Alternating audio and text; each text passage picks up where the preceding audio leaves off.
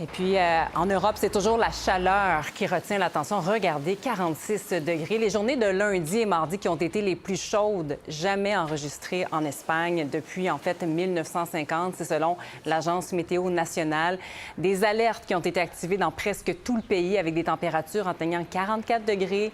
Et des régions du nord qui sont habituellement épargnées ont aussi frôlé les 40 degrés. Alors, comment l'Espagne s'adapte-t-elle à cette réalité en ce début d'été? Romain Chauvet, journaliste indépendant, est à Madrid. Bonjour, Romain.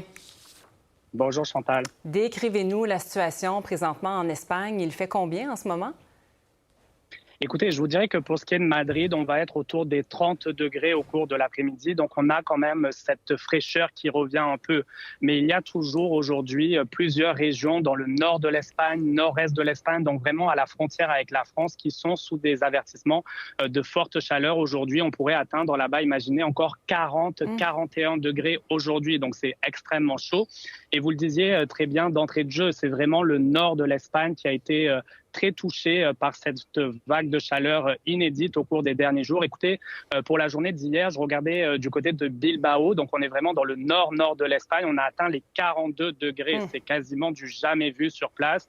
Ce sont des régions du nord de l'Espagne où généralement le climat est plus modéré, tempéré. D'ailleurs, il y a beaucoup d'Espagnols ici qui fuient la chaleur très forte du sud de l'Espagne pour aller généralement dans le nord de l'Espagne. Alors, ça vous illustre à quel point tout ça a été inédit et on a donc ce premier bilan qui a été fourni ce matin par les autorités ici.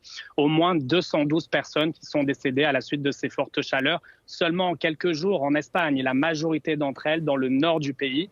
On nous dit que c'est des gens quand même au-dessus de 65 ans, beaucoup au-dessus de 85 ans quand même. Mais est-ce qu'il pourrait y avoir un lien avec le fait que ces régions-là du Nord sont moins préparées, moins habituées à voir cette chaleur-là? C'est l'une des hypothèses en tout cas.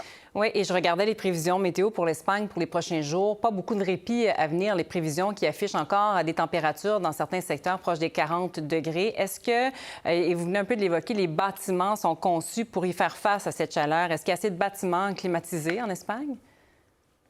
Je vous dirais qu'à la différence du Québec, du Canada, Chantal, vous savez peut-être en Espagne, mais en Europe de façon générale, tout le monde n'a pas accès à de l'air climatisé, même si on voit quand même au cours des dernières années de plus en plus de gens l'installer, notamment ici. On voyait des files d'attente dans des magasins pour installer l'air climatisé, acheter des ventilateurs, parce qu'on voit ces vagues de chaleur qui sont de plus en plus répétitives, intensives et précoces. On a vu il y a encore quelques semaines une première vague de chaleur ici en Europe, notamment qui avait touché l'Espagne et fait là aussi plus d'une centaine de morts à la suite de cette vague de chaleur.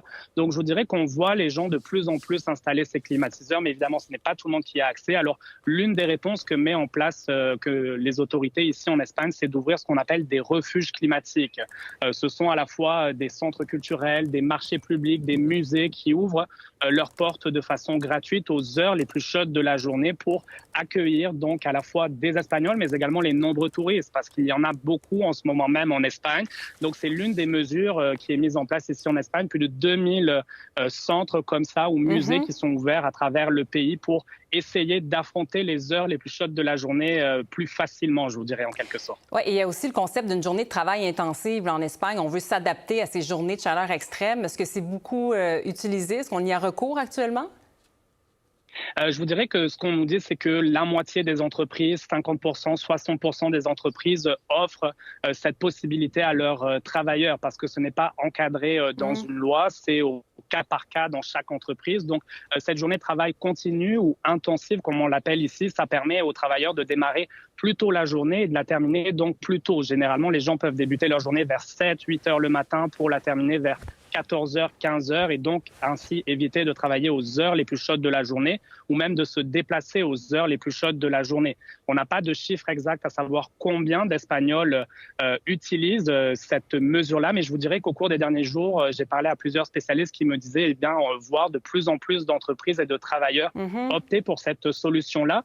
Une mesure, Chantal, qui auparavant était seulement proposée pour les mois de juillet et d'août, mais face à des canicules de plus en plus précoces, ça peut commencer désormais à la mi-mai jusqu'à la fin septembre. Alors ça illustre là aussi comment tout ça impacte la société ici en espagnol et comment on s'adapte, parce qu'on parle beaucoup ici en Espagne de cette adaptation, cette culture de la chaleur même, parce que, bon, vous le savez, les Espagnols vivent avec quelques heures de décalage par rapport à d'autres pays, notamment avec la fameuse sieste l'après-midi aux heures les plus chaudes de la journée.